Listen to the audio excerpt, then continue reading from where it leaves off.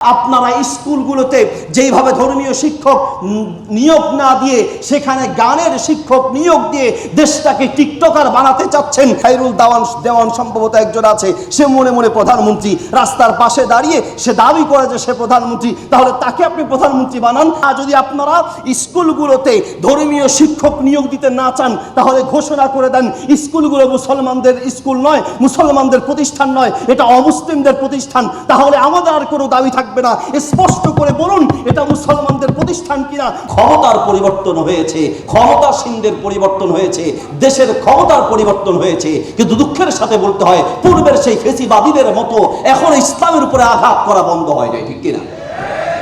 একটি কথা হৃদয় থেকে বলে যেতে চাই, তা হচ্ছে আমাদের বর্তমান ক্ষমতাসীনদের মনে রাখা উচিত পূর্বের শিক্ষামন্ত্রী যিনি একটি কথার পর্যায়ে গিয়ে বলেছিলেন বাংলাদেশের যেই মাদ্রাসাগুলো সেগুলোকে ব্যাঙের ছাতার সাথে তুলনা করেছিলেন।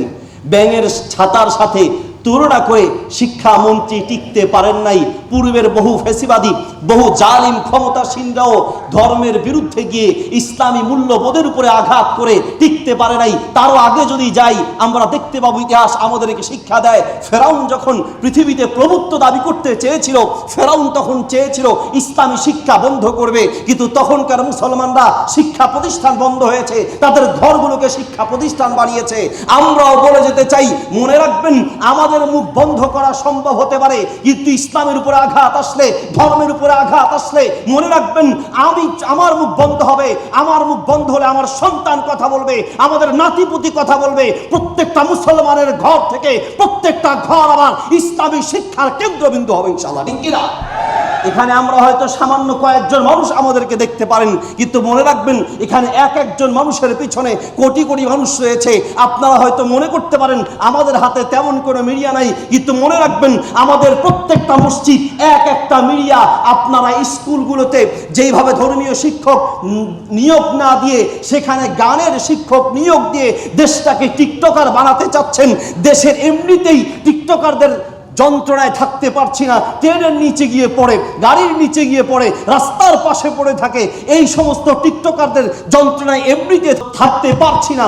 আর যদি স্কুলগুলোতে গানের শিক্ষক নিয়োগ হয় তাহলে কয়েক বছর গেলে দেখবেন ঘরে ঘরে ঘরে ঘরে টিকটকারদের মারামারি শুরু হয়ে যাবে, ঠিক কিনা? সম্মানিত উপস্থিতি, প্রশাসনের কাছে আমাদের অনুরোধ হচ্ছে আমরা আমাদের এই দেশে, আমাদের এই জাতিকে আমরা ধর্ষকদের জাতি বানাতে চাই না, টিকটকারদের জাতি বানাতে চাই না। যদি ধর্মীয় শিক্ষার সত্যিকার মূল্যবোধ তৈরি করা না যায়, ধর্মীয় শিক্ষক নিয়োগ দেওয়া না হয়, দুঃখের সাথে বলতে হয় আপনাদের কাছে যেই লিফলেট দেওয়া হবে ইনশাআল্লাহ আপনারা দেখবেন কোনো কোনো স্কুলে 10 বছর পর্যন্ত পড়ানো হচ্ছে ধর্মীয় বই, অর্থাৎ ইসলামী বই পড়াচ্ছে তা একজন অমুসলিম। কত দুঃখের বিষয়। আপনারা অধিকারের কথা বলেন, কাদের অধিকারের কথা? সমকামীদের অধিকার নিয়ে আপনারা চিন্তা করেন, মনে মনে চিন্তা করলেই সেটাকে আপনারা গুরুত্ব দেন। দুঃখের সাথে বলতে হয় যদি মনে মনে কোনো ছেলে যদি মেয়ে দাবি মনে করে, আর কোনো মেয়ে যদি মনে মনে সে নিজেকে ছেলে মনে করে, সেটাকে আপনারা গুরুত্ব দিয়ে সমকামিতাকে বাস্তবায়ন করতে চাচ্ছেন। মনে মনে দাবি করলেই যদি হয়, আমরা মাঝে মাঝে ফেসবুকে দেখি খায়রুল দেওয়ান সম্ভবত একজন আছে, সে মনে মনে প্রধানমন্ত্রী, রাস্তার পাশে দাঁড়িয়ে সে দাবি করে যে সে প্রধানমন্ত্রী, তাহলে তাকে আপনি প্রধানমন্ত্রী বানান। যদি সেটা সম্ভব না হয়, মনে মনে দাবি করলেই সেটাকে আপনারা গুরুত্ব দিচ্ছেন, অথচ মুসলমানদের দেশ, ইসলামপন্থীদের দেশ, মুসলমানদের এই দেশে, মুসলমানদের স্কুলে মুসলমানদের এই ধর্মীয় বই পড়ানোর শিক্ষক থাকবে না। এর চেয়ে দুঃখজনক আর কিছু হতে পারে না। হ্যাঁ, যদি আপনারা স্কুলগুলোতে ধর্মীয় শিক্ষক নিয়োগ দিতে না চান তাহলে ঘোষণা করে দেন স্কুলগুলো মুসলমানদের স্কুল নয়, মুসলমানদের প্রতিষ্ঠান নয়, এটা অমুসলিমদের প্রতিষ্ঠান। তাহলে আমাদের আর কোনো দাবি থাকবে না, স্পষ্ট করে বলুন এটা মুসলমানদের প্রতিষ্ঠান কিনা, মুসলমানের বাচ্চা পড়বে কিনা। মুসলমানের বাচ্চা যদি পড়ে তাহলে ইসলামী ধর্মীয় শিক্ষক রাখতে হবে।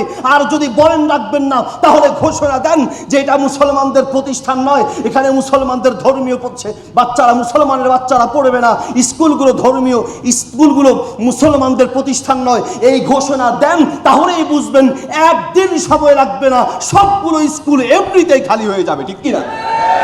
এমনিতেই গত 4 বছরে হাজার হাজার, এমনিতে গত 4 বছরে আপনারা দেখেছেন স্কুলে ধস নেমেছে শুধুমাত্র ইসলামী মূল্যবোধকে অবজ্ঞা করার কারণে। সর্বশেষ অনুরোধ জানাচ্ছি আমাদের এই দেশ মুসলমানদের দেশ। এদেশের স্বাধীনতার পিছনে মুসলমানরা অগ্রগামী ছিল, ওলামায়ে কেরাম অগ্রগামী ছিল। আপনারা ক্ষমতায় বসেছেন, একবার চিন্তা করেন, যদি ওলামায়ে কেরাম এই আন্দোলনগুলোকে সমর্থন না করতো, আপনারা এই পর্যায়ে আসতে পারতেন না।